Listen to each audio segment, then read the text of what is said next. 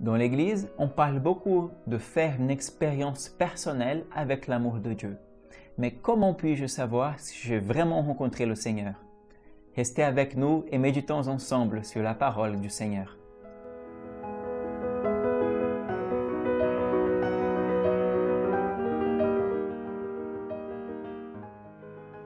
Ce dimanche, nous célébrons la fête du baptême du Seigneur. Cette fête vient clore l'automne de Noël qui est passé avec toutes ces fêtes et nous introduit dans le temps ordinaire. Jésus lui-même, après le temps de son enfance et adolescence, où il était soumis à Marie et à Joseph, il n'était pas connu des foules, maintenant il va commencer sa période missionnaire, pour ainsi dire. Il va prêcher, annoncer la bonne nouvelle, guérir les malades.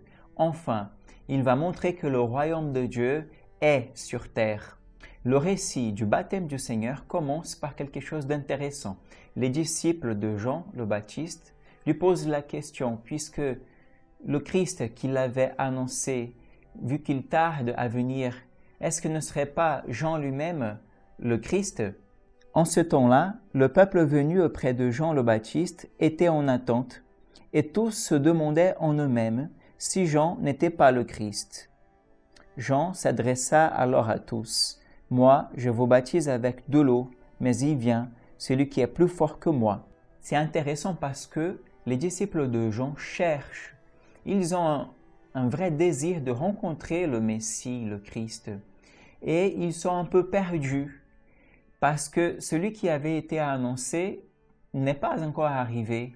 Alors ils vont chercher auprès de Jean, mais on peut imaginer aussi que les personnes à l'époque cherchaient aussi le Christ dans d'autres personnes et dans d'autres situations. Et c'est ce qui se passe avec nous aujourd'hui aussi, c'est-à-dire que nous cherchons le Christ, celui qui a l'onction, celui qui peut répondre à nos questions, celui qui peut nous donner la paix dans plusieurs autres personnes, situations. On peut chercher le Christ dans l'argent, on peut chercher le Christ dans le travail, enfin dans la famille. Ce sont des très bonnes choses, mais le Christ n'est pas là. Il y a seulement une personne qui peut nous montrer qui c'est qui est le Christ. C'est l'Esprit Saint de Dieu.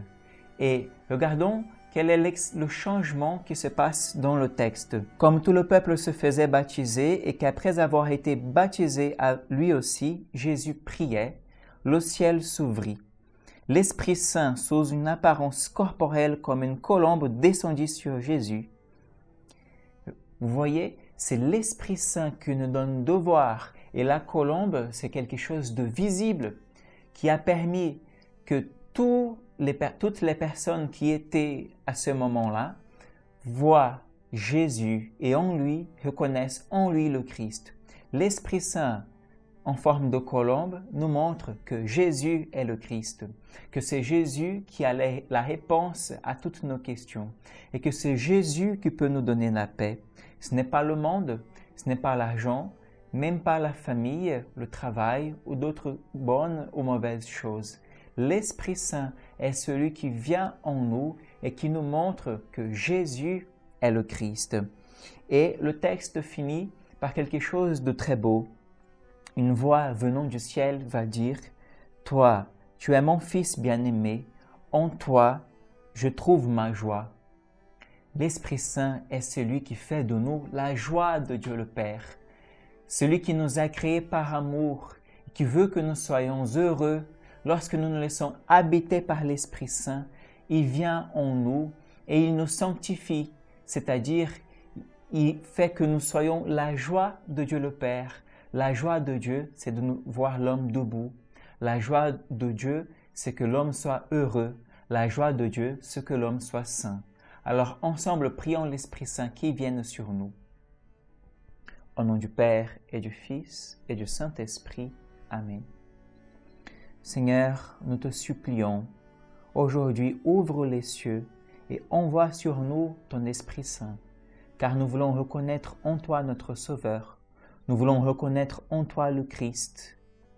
Viens, Saint-Esprit de Dieu, et mets-nous en chemin, en ce début de temps ordinaire, que notre vie ordinaire montre de l'extraordinaire de ta grâce, de ton amour et de ta paix.